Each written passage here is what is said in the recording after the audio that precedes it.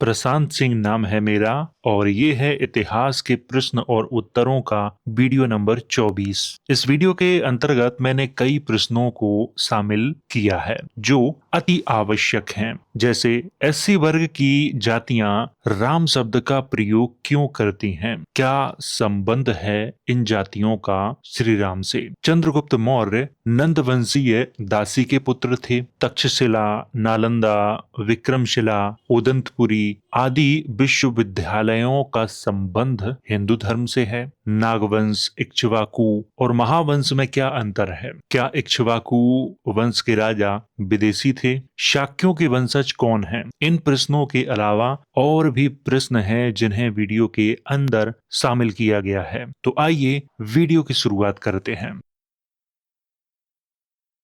तो वीडियो की शुरुआत यहाँ से करेंगे और ये है पहला प्रश्न और इसमें पूछा गया है, एक जाति है उसका नाम लिखा है राम शब्द का क्या महत्व है, क्योंकि हिंदुओं का भी राम है, ब्राह्मणों का परशुराम है, वह इस शब्द का प्रयोग सामान्यता नहीं करते। हम राम शब्द क्यों लगाते हैं, परंपरा के रूप में इस शब्द का हमसे क्या संबंध है, क्योंकि इनके राम और परशुराम से न ही हमारा धार्मिक, पारंपरिक और वंशानुगत रूप से संबंध है, तो हमारा किस राम से संबंध है कि हमारा समाज राम शब्द को इनसे भी ज्यादा महत्व देता है। इस प्रश्न का मैं उत्तर आपको देता हूँ। राम शब्द का प्रयोग व्यापक रूप से मध्यकाल में भक्ति आंदोलन के समय में हुआ था। उससे पहले व्यापक प्रयोग राम शब्द का नहीं हुआ है। इतिहास आप अच्छे से पढ़ सकते हो राम शब्द के बारे में। इसी दौर में कबीर और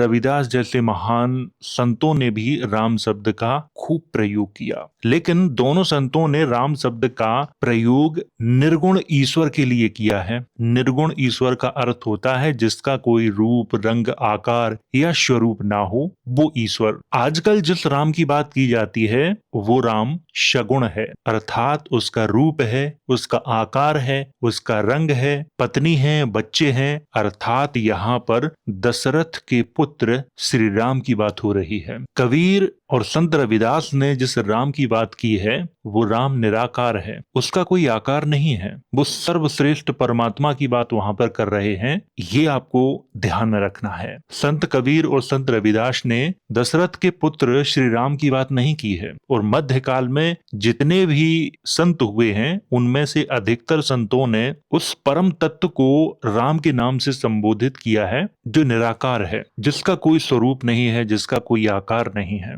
उसे उन्होंने राम के नाम से संबोधित किया है, हरि के नाम से संबोधित किया है। और यही मुख्य कारण है कि राम शब्द का प्रयोग इन जातियों में सबसे अधिक दिखाई देता है, इतना उच्च जातियों में दिखाई नहीं देता है। तो उम्मीद है आपको उत्तर मिल गया होगा। अगला प्रश्न है, सर प्लीज बताएं, भारत जब छोटी छोटी रियासतों में बटा था तो भारत एक देश कैसे था।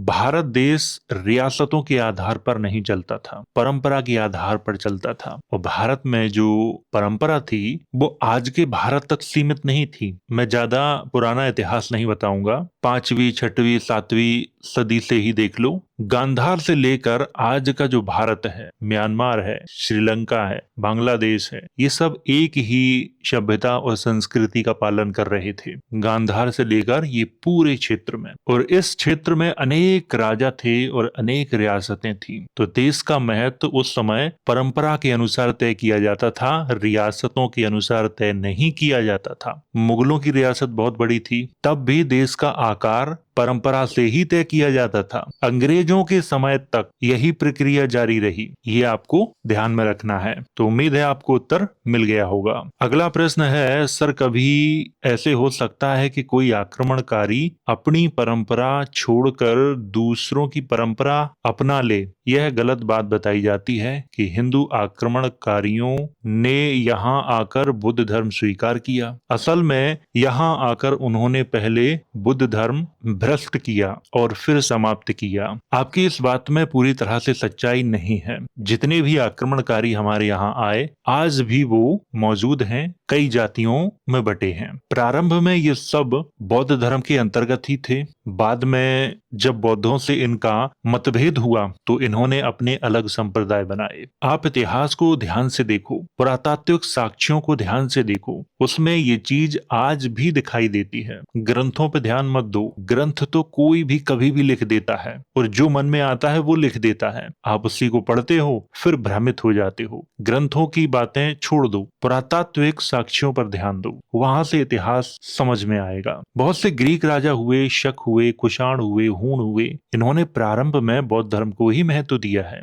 लेकिन बौद्ध धर्म में दो शाखाएं थी, हीयान और महायान। हीयान को पुराना माना जाता है और महायान को बाद का माना जाता है। और जितने भी आक्रमणकारी आए अधिकतर महायान शाखा में ही गए हैं। आज जो हम हिंदू धर्म का स्वरूप देखते हैं वो पूरी तरह से महायान से प्रभावित है, पूजा पद्धति से लेकर मूर्ति पूजा तक। तो आपका ये कहना कि बौद्ध धर्म को भ्रष्ट किया गया फिर समाप्त किया गया, समाप्त केवल हीयानियों को किया गया है, समाप्त केवल एक संप्रदाय को किया गया है, वो है हीयान। महायान आज भी थोड़े से बदलाव के रूप में जिंदा है। जितनी भी मूर्तियां आप देख रहे हो वो सब महायान की ही हैं या उनसे प्रेरित होकर बनाई गई हैं। भारत से जिस बौद्ध धर्म का स्वरूप खत्म हुआ है वो केवल हीयानियों का है, क्योंकि हीयानी मूर्ति पूजा में विश्वास नहीं रखते थे, बुद्ध को वो भगवान नहीं मानते थे, जबकि महायानी ये सब कर्म कांड करते थे। और यही कारण है हीयान और महायान के संघर्ष का। मैं यहाँ पर हीनयान शब्द का प्रयोग नहीं कर रहा हूँ, हीयान शब्द है, हीनयान नहीं है। इतिहास में हीनयान ही लिखा है, वो गलत है। और हीयान जो संप्रदाय था बौद्धों का वो महायानियों की अपेक्षा छोटा था। महायान संप्रदाय बहुत बड़ा था, इसलिए महायानी हीयानियों पर भारी पड़ गए और उन्होंने एक एक करके हीयानियों को भारत से खदेड़ दिया। कोई नेपाल भाग गया, कोई तिब्बत चला गया, कोई बर्मा चला गया। और ये सब 12वीं सदी के बाद हुआ। 15वीं सदी तक कश्मीर में ये दिखाई देते हैं, लेकिन जैसे ही मुगलों का वहां पे आधिपत्य हुआ वहां से भी इनका पत्ता साफ हो गया था। तो आपका जो प्रश्न है वो पूरी तरह से सही नहीं है, हालांकि कुछ सच्चाई भी है लेकिन कम है। ये एक बहुत बड़ी ऐतिहासिक घटना है, इस पर अगर चर्चा की जाए तो शायद 3-4 घंटे इसकी कहानी को बताने में लग जाएंगे। तो उम्मीद है आपको समझ में आ गया होगा। अगला प्रश्न है, कुछ लोग चंद्रगुप्त को नंद वंश का पुत्र बतला रहे हैं, उनकी माँ मुरा को नंद की पत्नी बतला रहे हैं, ऐसा क्यों? जो लोग ऐसी बातें कर रहे हैं वो ऐतिहासिक तथ्यों पर बात नहीं करते हैं, वो कथा और कहानियों को इतिहास समझते हैं। और वास्तविक तथ्य ये है कि कथा और कहानियां इतिहास नहीं होती हैं। विचारों को इतिहास में और कथाओं में अंतर ही मालूम नहीं है, इसीलिए वो इस तरह की बातें करते हैं। विष्णु पुराण के अनुसार चंद्रगुप्त की जो माता थी वो मोरा थी, जो निम्न वर्ग की थी, और मौर्य वंश का जो नाम है वो मोरा से ही लिया गया है। ये सारे तथ्य झूठे हैं, बनावटी हैं, इनमें कोई सच्चाई नहीं है। इसीलिए मैं धार्मिक ग्रंथों पर भरोसा नहीं करता हूँ, चाहे किसी भी धर्म के ग्रंथ क्यों ना हो, क्योंकि ये धार्मिक लोग इतिहास को बिगाड़ देते हैं। और ये काम सिर्फ हिंदुओं ने नहीं किया है, बौद्धों ने भी किया है, जैनों ने भी किया है। ऐतिहासिक तथ्य बताते हैं, चाहे वो अशोक के लेख हो, इंडिका हो, जो कि समकालीन हैं। इन लेखों में कहीं पर भी कोई मुरा नाम की स्त्री का उल्लेख नहीं किया गया है। और बाद में लिखे गए ग्रंथों पर भरोसा क्यों किया जाए? जो समकालीन प्रमाण हैं भरोसा उन पर ही किया जाएगा,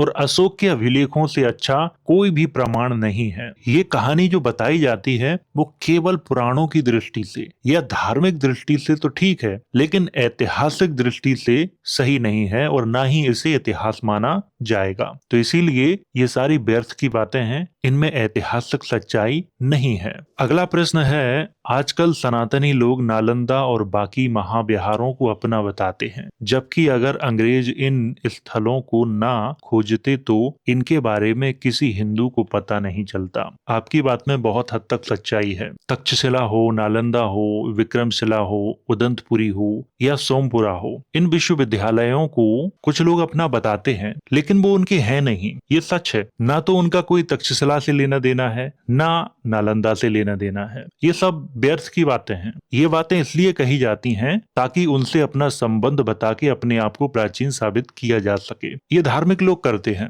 एक तरफ गाली भी देते हैं और दूसरे तरफ प्रमाणों के आधार पर उन्हीं बौद्धों का उदाहरण देते हैं। ब्रह्मा का सबसे प्राचीन पुरातात्विक प्रमाण बौद्धों के यहाँ ही मिलेगा और इंद्र का भी बौद्धों के यहाँ ही मिलेगा। गांधार कला के अंतर्गत ब्रह्मा, इंद्र ये आपको देखने को मिल जाएंगे, लेकिन इनकी मूर्तियां कोई भारतीय राजा नहीं बनवा रहे थे, शक और कुषाण बनवा रहे थे, ग्रीक बनवा रहे थे। ये बहुत आश्चर्यजनक है और धार्मिक लोग इस पर विश्वास नहीं कर पाते हैं। उन्हें ये बातें बिल्कुल चुभ जाती हैं। प्रारंभ में हम लोगों को भी चुभती थी, लेकिन जो सत्य है उसे स्वीकार करना ही पड़ेगा, चाहे आप कुछ भी कर लो। इसीलिए जब भी देवताओं के प्रमाण मांगे जाते हैं तब वो बौद्धों के स्थलों को अपना बताना शुरू कर देते हैं, क्योंकि वो स्वयं को अगर महायानी कहेंगे तो नीचा हो जाएंगे और वो नीचा होना नहीं चाहते, क्योंकि फिर तो बौद्ध धर्म श्रेष्ठ हो जाएगा। यही कारण है कि अपने आप को अलग कहते रहो। आप लोगों में से बहुत से लोगों को मेरी बातें चुभ रही होंगी कि ये आप क्या कह देते हो। यही कारण है कि नालंदा, विक्रमशिला और तक्षशिला जैसे बौद्ध स्थलों को अपना बताने लगते हैं। जैसे कुछ लोग देवी देवताओं को काल्पनिक बताते हैं, राम को, कृष्ण को, हनुमान को, इंद्र को और ब्रह्मा को। मेरी नजर में ये काल्पनिक नहीं है और इनका अगर इतिहास जानना है तो फिर आपको बौद्ध धर्म का अध्ययन करना पड़ेगा, क्योंकि मूल इतिहास देवी देवताओं का बौद्ध धर्म में ही आपको मिलेगा। तो उम्मीद है आपको इस प्रश्न का उत्तर मिल गया होगा कि ऐसा क्यों कहते हैं ये लोग। अगला प्रश्न है डॉक्टर गीतेश जी और प्रशांत, नमस्कार। इक्ष्वाकु, महावंश, नागवंश, इन तीनों वंश में क्या अंतर है? मुझे महावंश और नागवंश तो एक ही प्रतीत होते हैं। शाक्य, पदम, हरिहर आदि वंश महावंश और नागवंश से ही निकले हैं, किंतु इक्ष्वाकु वंश के कई राजाओं का संबंध मुझे भारत से नहीं लगता है। इक्ष्वाकु वंश के बारे में मैंने स्पेशल वीडियो बनाया है, आप उसे देख सकते हो। हाई सोक्स नाम से आप इंटरनेट पर सर्च कर लेना। ये हाई सोक्स ही लोग हैं जो बाद में इक्ष्वाकु कहलाए हैं। बहुत सारे ग्रंथों में बुद्ध को भी इक्ष्वाकु कहा गया है, लेकिन उसके संबंध में उन्होंने प्रमाण नहीं दिए हैं कि बुद्ध कैसे इक्ष्वाकु वंश से अपना संबंध रखते थे। ओकाक और ओकाक ही इक्ष्वाकु है, ये बता दिया गया है। अगर आप हाई सोक्स जाति का इतिहास पढ़ो, आपको आश्चर्यजनक जानकारी प्राप्त होगी और इस पर मेरा स्पेशल वीडियो चैनल पे मौजूद है। आप में से बहुत से लोगों ने देखा होगा, तो आप उसे देख लीजिए, वहां से आपको बहुत ही विस्तार से जानकारी मिल जाएगी। नागवंश के बारे में आपने पूछा है। नागवंश को मैं सबसे प्राचीन राजवंश मानता हूँ, इक्ष्वाकु वंश से भी प्राचीन। नागों की पूजा का जो प्रचलन है वो बहुत प्राचीन समय से है और ये प्रचलन सिर्फ भारत में ही नहीं था, बल्कि मिस्र, Assyria, Greek, Mesopotamia, Iran, Bharat, इन सभी जगहों पर ये परंपरा प्रचलित थी। राजा महाराजाओं से लेकर सामान्य लोग तक नागों की पूजा करते थे। इसीलिए मैं नाग वंश को सबसे प्राचीन मानता हूँ और नाग वंश से ही बाद में धीरे धीरे अन्य वंशों की उत्पत्ति हुई है और इक्ष्वाकु वंश भी नाग वंश से ही निकला है। अगर आप मिस्र का इतिहास पढ़ेंगे तो वहां के प्राचीन राजाओं के सर पे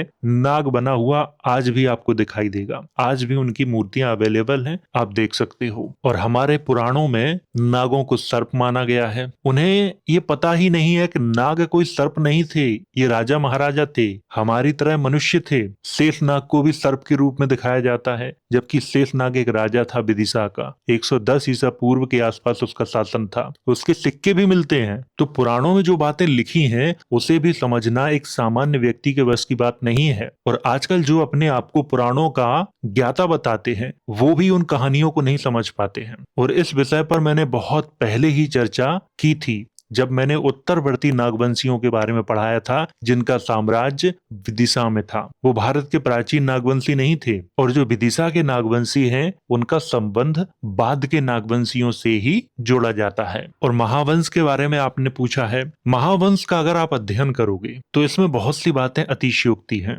इस पर एक ग्रंथ है पूरा जो श्रीलंका के अनुराधापुर में लिखा गया था, महानामा उसके द्वारा। लेकिन इसमें जो जानकारी मिलती है वो ऐसा प्रतीत होता है कि ये 18वीं या 19वीं सदी की जानकारी है, लेकिन इतिहास बताता है कि वो 5वीं 6वीं शताब्दी ईस्वी का ग्रंथ है। दीपवंश और महावंश ये हैं ग्रंथों के नाम, और इन पर भी मैं वीडियो बना चुका हूँ और इनमें क्या लिखा है वो भी आपको बता चुका हूँ। तो उम्मीद है आपको उत्तर मिल गया होगा। अगला प्रश्न है, प्रिय प्रशांत सर, मुझे भगवान राम के बारे में बहुत कंफ्यूजन है। जैनों का कहना है रामायण बौद्धों ने हमसे कॉपी की, बौद्धों का कहना है हिंदुओं ने जातक कथा और सम्राट अशोक से रामायण की कॉपी की, और सर आपकी वीडियो में मैंने सुना है मिश्रा ब्राह्मण राम के वंशज हैं। फिर असली राम कौन है? एक वीडियो भगवान राम पे बनाने का कृपया करें। इस विषय में मैं आपको पहले ही बता चुका हूं कि जब तक सामने वाले के यहाँ से जवाब नहीं आएगा तब तक मैं इस विषय पर वीडियो नहीं बनाऊंगा। अगर मैंने वीडियो बनाया तो मैं ये बात बहुत अच्छे से जानता हूं कि जो लोग आज प्रमाण नहीं दे पा रहे हैं वो लोग मेरे ही वीडियो के प्रमाणों को दिखा दिखा के दूसरे समुदाय के लोगों को गाली गलौज करेंगे। इसीलिए मैं इस विषय पर वीडियो नहीं बना रहा हूं। लेकिन आप में से बहुत सारे लोगों में ये उत्सुकता है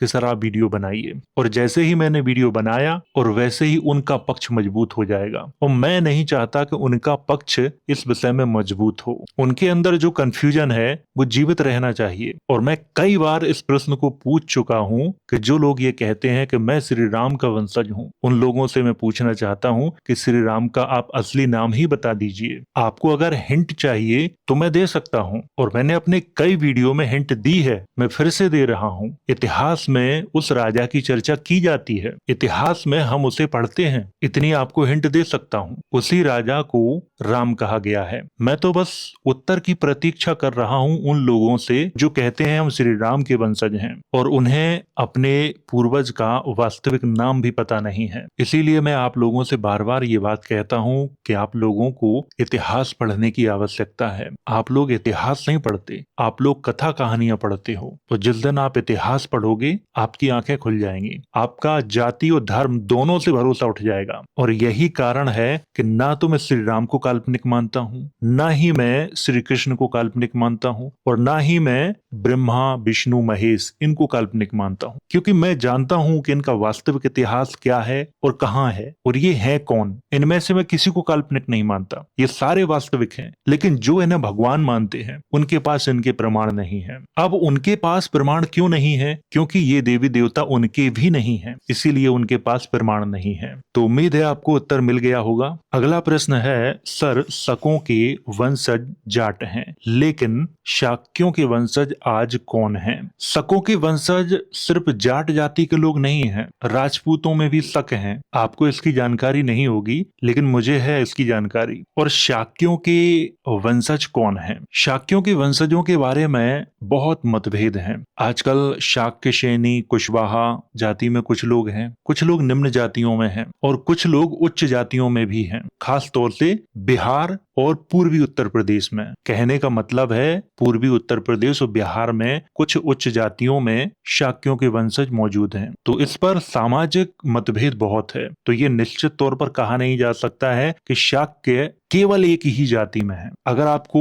इनके बारे में पता करना है तो आप इन जातियों के गोत्रों को ध्यान से देखो। बहुत सी उच्च जातियां हैं जिनमें ये गोत्र आपको मिलेगा। इसमें आपको एक ही जाति दिखाई नहीं देगी कि सिर्फ इसमें ही शाक्यों के गोत्र हैं। अनेक जातियों में ये गोत्र आपको दिखाई देंगे। इसीलिए मैं कह रहा हूं कि इस पर मतभेद है, क्योंकि ये जातियां बहुत बाद में बनी हैं। इसीलिए एक ही गोत्र के लोग अलग अलग जातियों में आपको दिखाई देंगे और वो एक दूसरे पर अत्याचार भी करते हुए आज आपको दिखाई देंगे, जबकि उनका एक ही गोत्र है। अलग अलग जातियों में बंटने के कारण आज वो लोग आपस में लड़ रहे हैं। इसीलिए मेरा मानना है कि जातिवाद ने हमारे देश को, हमारे समाज को बर्बाद कर दिया है। अगला प्रश्न है थोड़ा सा लंबा, और इस प्रश्न का जो उत्तर है मैं इन्हीं की भाषा में देना चाहूंगा। इसमें ये कह रहे हैं कि जो शक हैं वो बुद्धिस्ट नहीं है, आप अपना ज्ञान ठीक करो, क्योंकि हिमाचल प्रदेश में कुछ शकों के वंशज रहते हैं, उनसे ये मिलवा सकते हैं और वो बुद्ध का नाम भी सुनना पसंद नहीं करते हैं। मुझे बहुत तरस आता है आप जैसे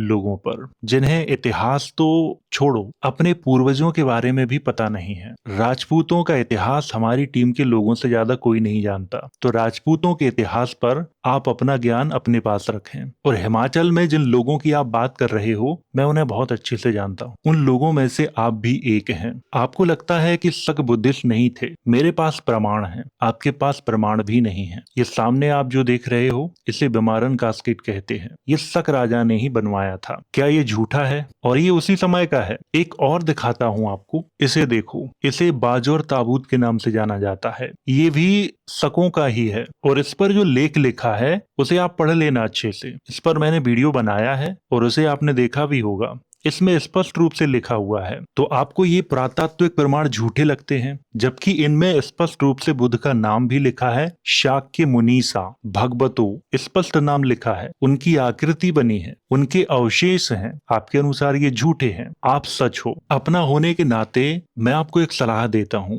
मोबाइल थोड़ा कम चलाया करो, ताकि व्हाट्सएप यूनिवर्सिटी का जो ज्ञान आपके पास भरा पड़ा है वो थोड़ा कम हो सके। वरना ये व्हाट्सएप यूनिवर्सिटी का जो ज्ञान है वो आपको बर्बाद कर देगा। और यहाँ तो आपने ये ज्ञान दे दिया, लेकिन ये ज्ञान किसी और के पास मत देना। बस आपको मैं इतनी ही सलाह दे सकता हूँ। अगला प्रश्न है, इसमें लिखा है पुराने इतिहासकार जैसे हेरोडोटस, मेगास्थनीज, फाहियान आदि की ओरिजिनल कॉपी में और अनुवाद कॉपी में कितना अंतर हो सकता है? पढ़ने के लिए यह ऑनलाइन किन किन रिसोर्स में उपलब्ध है? अनुवाद जब भी किसी ग्रंथ का किया जाता है तो उसमें बहुत अंतर आ जाता है। अनुवादकार जब भी किसी ग्रंथ का अनुवाद करते हैं तो उसके कुछ शब्दों में वो परिवर्तन करते हैं, और उनके शब्दों का महत्व भी बदल चुका होता है, इसीलिए वो परिवर्तन करते हैं। इसमें मैं उनकी गलती नहीं मानूंगा, लेकिन वो ये ध्यान देना भूल जाते हैं कि इस शब्द का जो अर्थ है वो उस समय क्या रहा होगा और आज क्या है,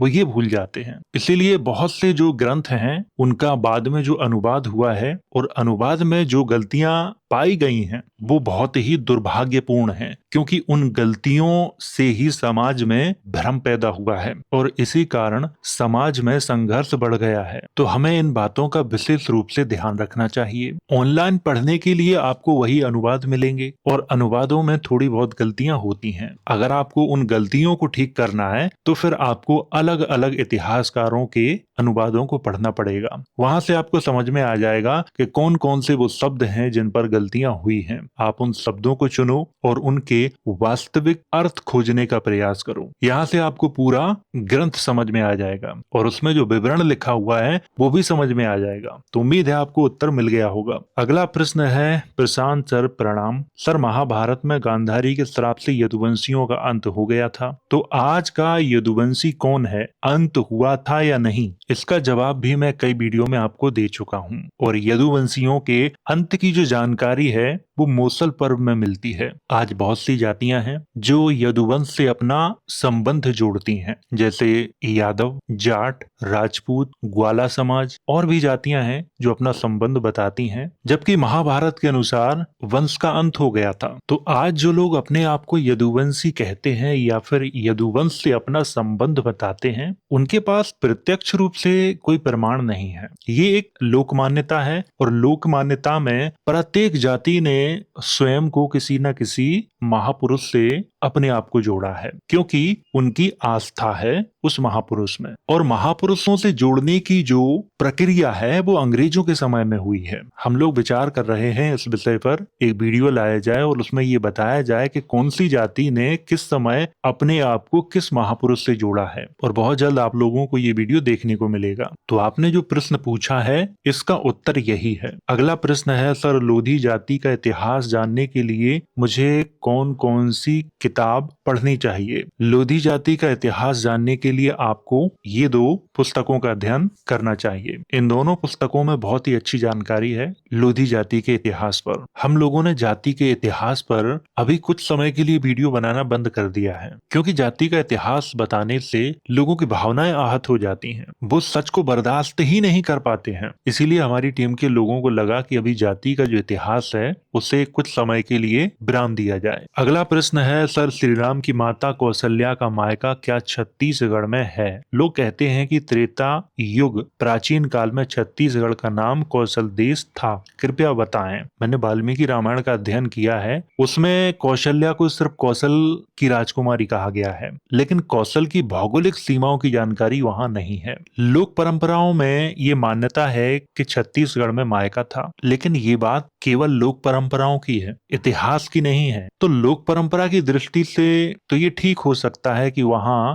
आस्था की बात हो रही है, वहां परंपरा की बात हो रही है, तो ये ऐतिहासिक दृष्टि से ठीक नहीं है। लोक मान्यता की दृष्टि से ठीक हो सकता है। सच्चाई तो ये है कि रामायण में जितने भी स्थलों की बातें की गई हैं, चाहे वो लंका हो या कौशल देश हो, आज की जो श्रीलंका है उसे हम लंका समझते हैं, ये भी सच नहीं है, लेकिन ये सारे तथ्य काव्य की दृष्टि से ठीक हैं, लोक मान्यता के हिसाब से ठीक है, लेकिन इतिहास के हिसाब से ठीक नहीं है। अगला प्रश्न है, सर हाल ही में आईआईटी गांधीनगर में सिंधु घाटी के पतन का कारण दीर्घकालिक सूखा बताया है, इस पर वीडियो बनाएं और निष्कर्षों पर चर्चा करें। आईआईटी गांधीनगर ने अगर इस विषय पर अपना मत रखा है और उस मत में उन्होंने सिंधु घाटी के पतन का जो कारण बताया है वो सूखा बताया है, तो मुझे ऐसा लगता है कि उन्हें रिसर्च करने की आवश्यकता है। सिंधु घाटी में जो नर कंकाल मिले हैं उन्हें कुल्हाड़ी जैसे तेज धारदार हथियार से काटा गया था,